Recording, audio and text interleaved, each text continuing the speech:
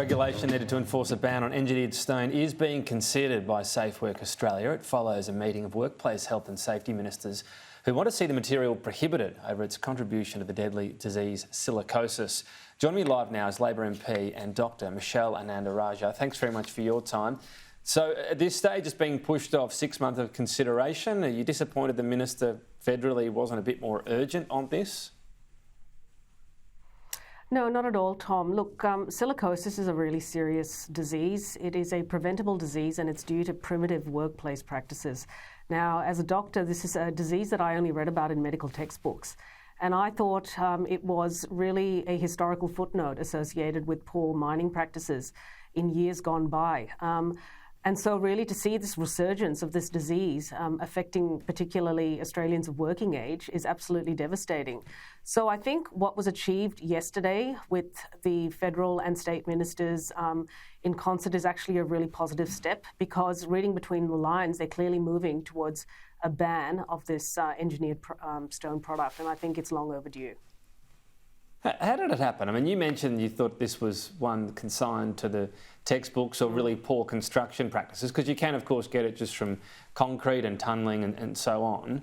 This product with 95% silica, why didn't we think straight away, well, either that's too high or it needs to have really stringent practices around it in terms of PPE and water while any cutting is happening? It's a really good question. I think this probably has something to do with the types of operators that are using this. So these tend to be, small shop front type operators, which are harder to police, harder to monitor, harder to enforce. Whereas in construction or mining, the regulator goes in, and if there are any breaches, the whole site, indeed the whole company, can be held liable and the site can be shut down. So I think this has flown under the radar for a long time. I do wonder what has happened with Safe Work Australia's oversight of this problem, because I do know for a fact that campaigners, families, even victims and unions have been asking for, close to a decade, if not longer, for action to be taken on this front. So those questions are a bit of an unknown, but I think the important thing now is that we all recognise that this is a really serious problem. And as someone who has worked in a lung transplant centre in a major hospital in Australia, in Melbourne, I can tell you that it is no joke when your only recourse is lung transplantation. Yeah, there's been some pretty heartbreaking stories on it. Do you have a view on the percent of silica that it should cut out at? What would be safe? I guess what would be manageable in terms of practices around it to stop serious disease? Yeah, good question. I'm a little hesitant to put a threshold on this, because as a doctor, my only concern is, well, what is the safe dose of silica? And it always comes down to dose. And that dose can be a big inhalation of a high concentration, or it can be inhalation of a low concentration over a long period of time. So I don't think we should get too caught up on the concentration of silica in the actual product. What is actually important here is what is going to be the risk of exposure for that worker over a period of time. And that also means then we need to look at the hazard controls that are put in place at these workplaces, and more importantly, whether we can actually effectively enforce them. Now, there is no point in handing down legislation if you can't actually monitor and enforce, and that is where things have broken down in this industry.